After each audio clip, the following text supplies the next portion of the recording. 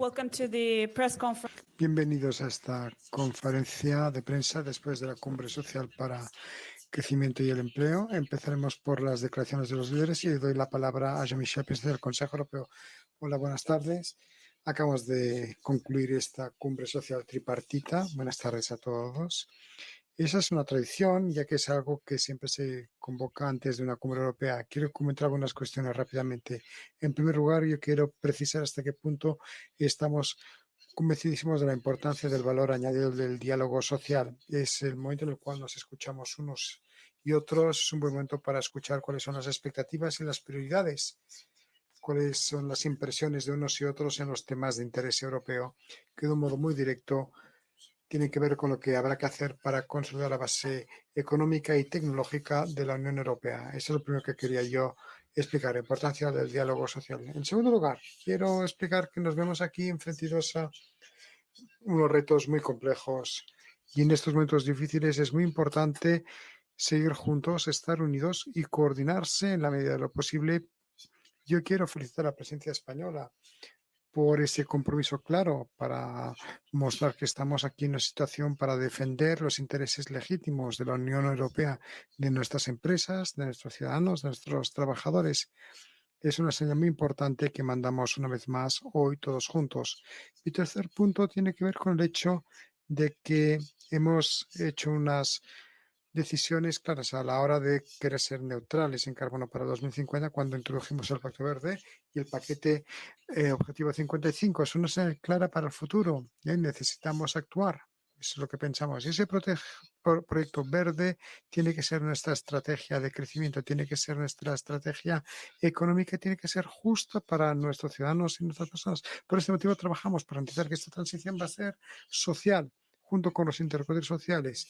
Así habrá la posibilidad de hablar más a fondo, tocar más los detalles sobre lo que se puede hacer desde el punto de vista de la Unión para garantizar que nadie queda fuera, que nadie queda rezagado. Esa es otra cuestión importante. Mi cuarto punto tiene que ver con el entorno internacional y esta idea de que estamos trabajando muy duramente para que Europa sea más verde, más justa y también para discutir con el resto del mundo.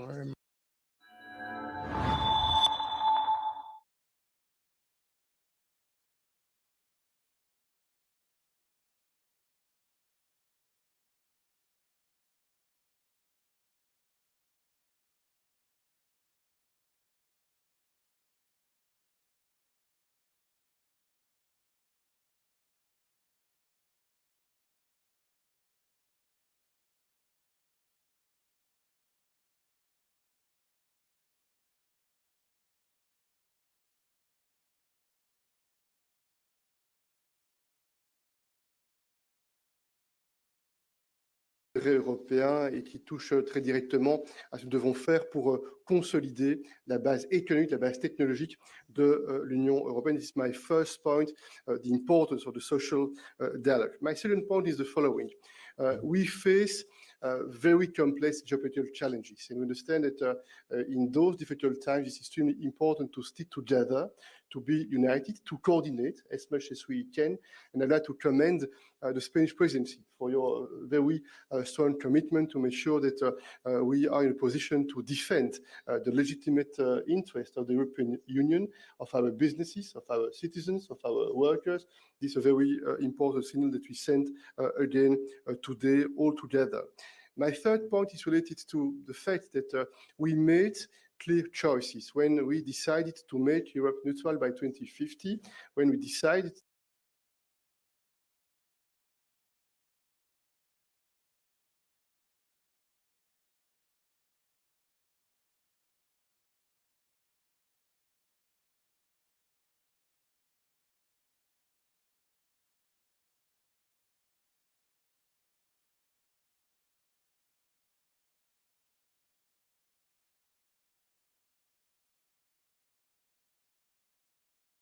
the signal that we send again today all together. My third point is related to the fact that we made clear choices. When we decided to make Europe neutral by 2050, when we decided to put in place the Green Deals, the Fit for 55 package, this is a clear signal for the future that we believe that we need to act. And this green project must be our growth strategy. It must be our economic strategy, and it must be fair for our people, for our citizens. That's why we are working to make sure that this transition will be a social transition. And today with the social partners, we had the occasion to discuss more in depth, more into details, what we can do from the EU point of view to make sure that no one is left behind is also an extremely important topic. My fourth point is related to the international environment and this idea that we are working very hard to make Europe greener, to make Europe fairer, but we need also to engage with the rest of the world, with other partners, with other actors across the world, to try to develop at the international level more level playing field, more fairness, more respect for common standards, more respect for common rules. It's also our responsibility, it's also our duty to act that way in terms of tariffs, in terms of subsidies, in terms of economic and trade relationships. There is an important challenge for all of us, and we are working very hard in that field. Finally, my last point, industrial basis. We need to make sure that we develop the industrial activities, innovation, skills, important to address this question of the labor shortages, quality job. All those elements are extremely fundamental, and we had the occasion again today to discuss with the social partners, with all the representatives around the table, and that's why I would like to thank you again for this very good debate, which is important in preparation of the European Council that will take place tomorrow and on Friday. And on Friday, we have a Euro Summit. On Friday, we'll have a debate with the leaders on the coordination of our economic policies. And this is very clear that this debate will be inspired by the discussions we had today. That's why I thank you again for your participation in that tripartite summit. Thank you, President. Prime Minister of Spain, Pedro Sánchez, you have the floor. Muchas gracias a los medios de comunicación por atender esta declaración. Como ha dicho el presidente Michel, acabamos de concluir una reunión de la Cumbre Social Tripartita y en la calidad de la presidencia del Consejo de la Unión Europea pues he participado. Y quiero agradecer al presidente Michel y también a la presidenta von der Leyen y a los actores sociales su participación hoy también. En esta reunión me ha acompañado la vicepresidenta segunda y ministra de Trabajo y Economía Social, Yolanda Díaz, que, como saben, ha estado muy implicada en los debates sociales y laborales en la Unión Europea y ha participado activamente en otras cumbres tripartitas. Lo primero que quiero decir es que desde el Gobierno de España otorgamos una gran importancia al diálogo social. Creemos que es una herramienta esencial para lograr que las transformaciones, los acuerdos sean más democráticos, cuenten con mayor legitimidad, sean más eficaces y también más duraderos al tiempo que garantiza la paz social. En mi país, el diálogo social ha sido protagonista en la pasada legislatura, aspiramos a que lo sea en la próxima legislatura, con acuerdos muy importantes y beneficiosos para la mayoría social de nuestro país en materias laborales, sociales, de pensiones y también en políticas de igualdad de género entre hombres y mujeres. Y creemos que este diálogo social, trasladado a nivel europeo, es también crucial para conjugar eficiencia económica y justicia social. Por ello, desde el Gobierno hemos realizado propuestas para reforzar y también dar una mayor ambición y continuidad a la Cumbre Social Tripartita, de manera que pueda contribuir más eficazmente a la justicia social e impulsar la prosperidad de todos los ciudadanos y ciudadanas europeos. En segundo lugar, durante la reunión de hoy hemos abordado la situación económica de la Unión Europea, como ha dicho el presidente Michel, en cómo avanzar en ese concepto de la autonomía estratégica abierta, en cómo fortalecer la resiliencia y la competitividad de nuestras economías, al tiempo que reforzamos la dimensión social europea tan distintiva de nuestro proyecto común. Uno de los elementos centrales del debate ha sido el de las competencias y también el de la cualificación de los trabajadores y trabajadoras, como ha subrayado el presidente Michel. Y en este sentido, abordar con éxito esa doble transición digital y esa transición ecológica requiere que las personas trabajadoras y desempleadas puedan disponer de las competencias necesarias. Quiero destacar la importancia de esta cuestión precisamente en el Año Europeo de las Competencias.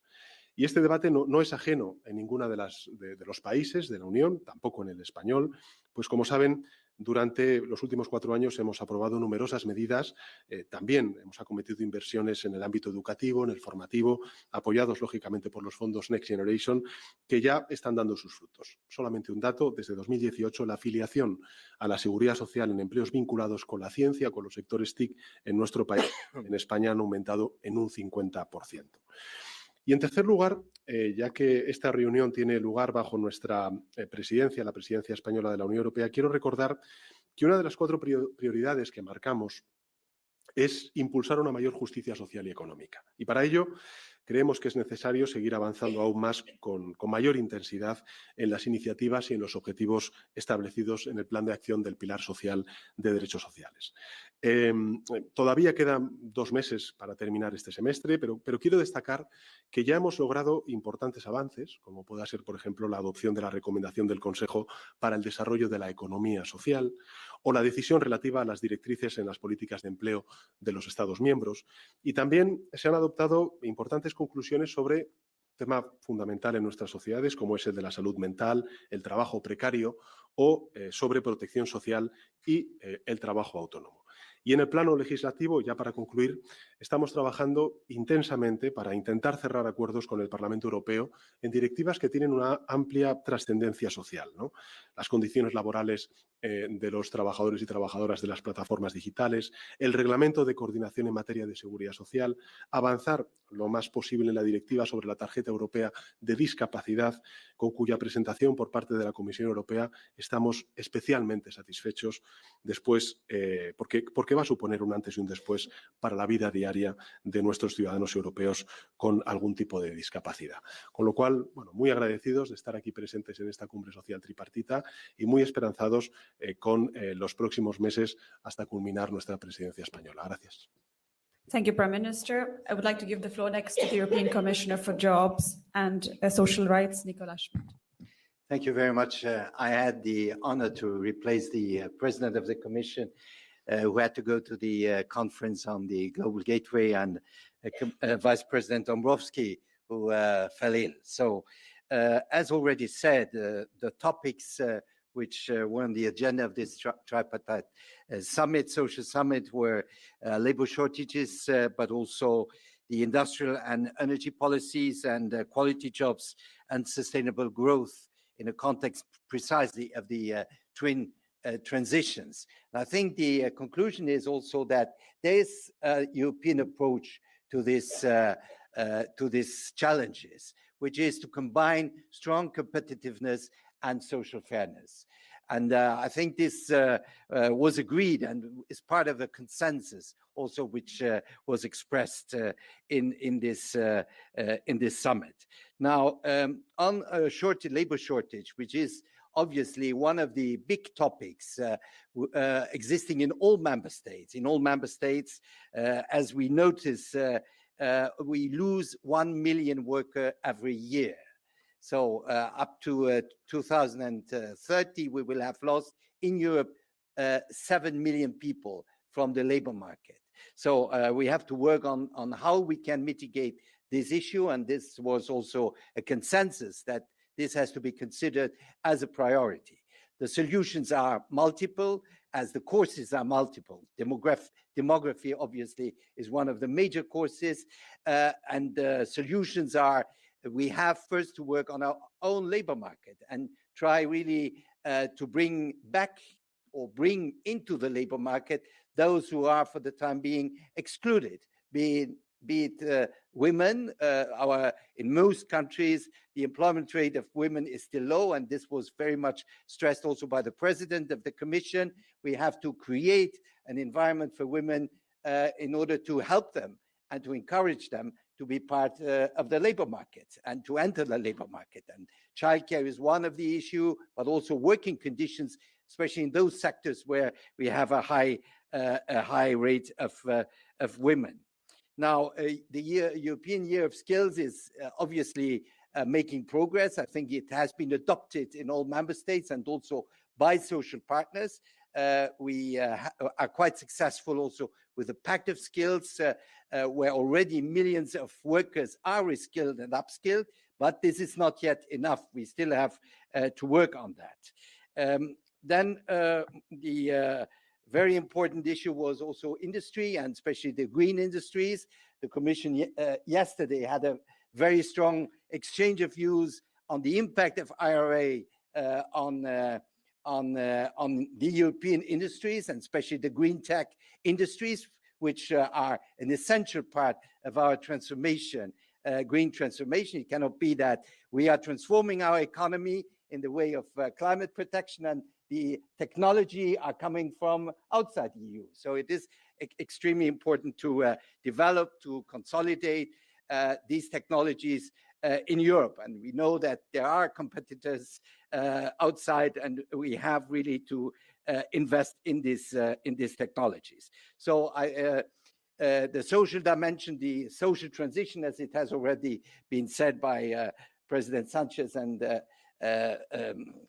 the President of the Council, is part of the transition, is part of the competitiveness, and because it is essential that we keep this transformation acceptable.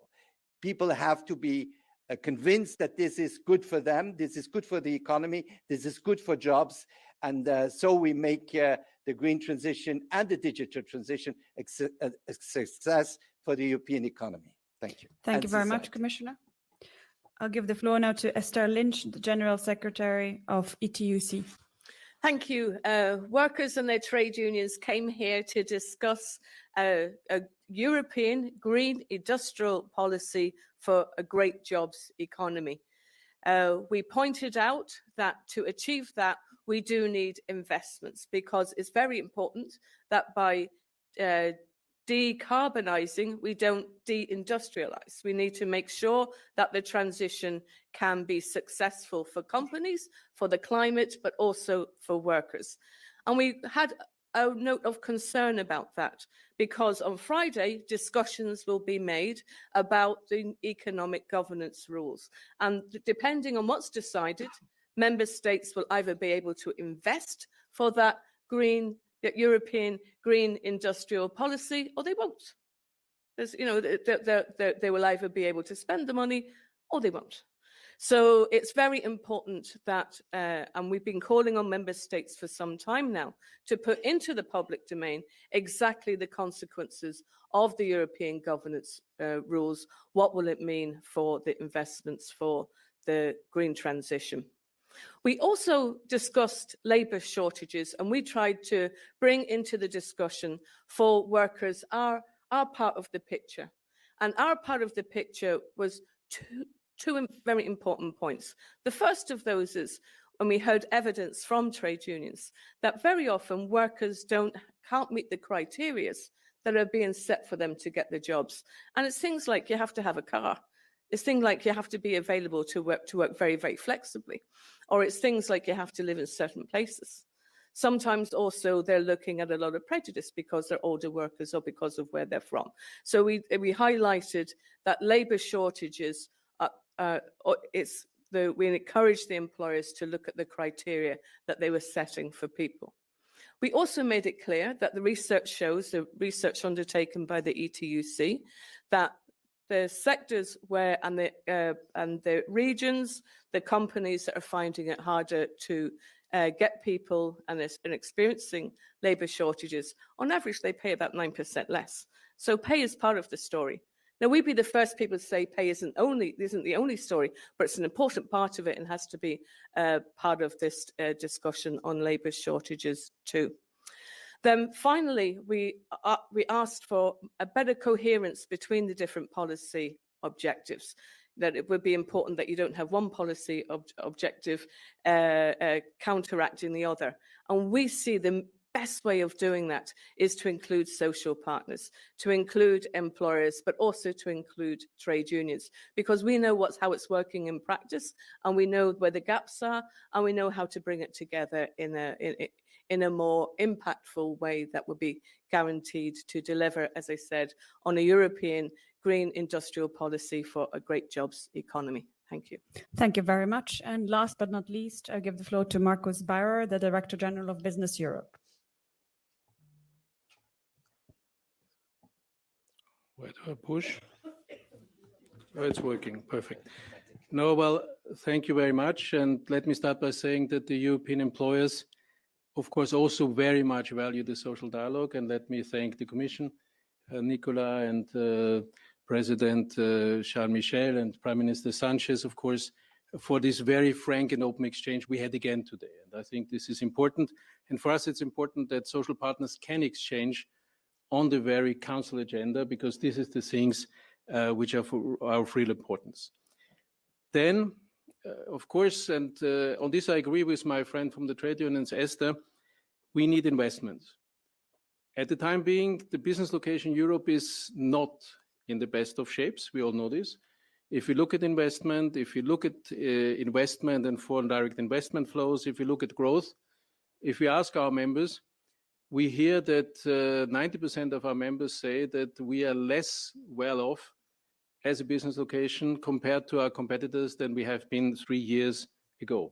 So this is something we need to remedy upon in order to generate investments, which will allow us to create the quality jobs we want to do together as social partners. And we hear more statements and more announcements going in the right direction recently, in the State of the Union speech, in the conclusions of the Granada summit. And this is well received. This is good. But of course, announcements are not enough. What companies need is bold and rapid action. And I must say, we discussed a number of points. For instance, I mean, and it's very clear that the Green Deal is, of course, in the center of the story. And it's very clear that we're all committed to the Green Deal. And there's another thing where we agree with our friends from the trade unions. We need to decarbonize our continent without deindustrializing it. But we also discussed the question, is the Green Deal already a growth strategy? And our answer, at least, is it's not yet for the time being. We all want it to be a growth strategy, but there's still actions necessary to transform it into a growth strategy. There are some first steps: the Net Zero Industry Act, the Critical Raw Materials Act, the Electricity Market Design Compromise. And by the way, I wanted to thank the Spanish presidency for, and of course the President of the Council, for all the work done here to move these files forward. But at the same time, it is also very clear that we need to, before everything else, make it easier to do business in Europe. We need less and smarter regulation. And the regulators need to stop to try to manage companies, because this is not working. This is, in many cases, making it more difficult to strive, and it's making it more difficult to create the jobs we all want to create. Briefly on the skills and labor shortages, because there's again a lot of points we have agreed. I agree with my friend Esther that pay is part of it, but it's not the only part. We know that, of course, also the products and services that are produced need to be sold at the end of the day. But I think social partners are best placed to do this arbitrage, to find the balance where this works. And I think this is something we agree upon. As we see it, the main points to address the labor shortages is we need to mobilize the inactive. We need to improve the curricula because we have high skills mismatches everywhere. And we need to improve intra-EU mobility and also legal qualified migration. And last point, and Prime Minister Sanchez has mentioned it, and also Charles Michel, we need to diversify our export and import markets. This means we need to bring home a couple of the FTAs we have at the table for too long time. And we need to also conclude critical raw materials agreements. And last but not least, we need to also solve the issues with our friends in the United States we were not able to solve last week, unfortunately, because they are crucial and we need to keep the pressure up here. So concluding, I would say there's a lot of, as I say, announcements that go to the right direction, but we need to be aware we only have a couple of months left in this institutional cycle to deliver upon, and this is what we're asking for. Thank you. Thank you very much. We will open the floor to any questions from the press, if there are any. No, thank you very much. Thank you, and see you.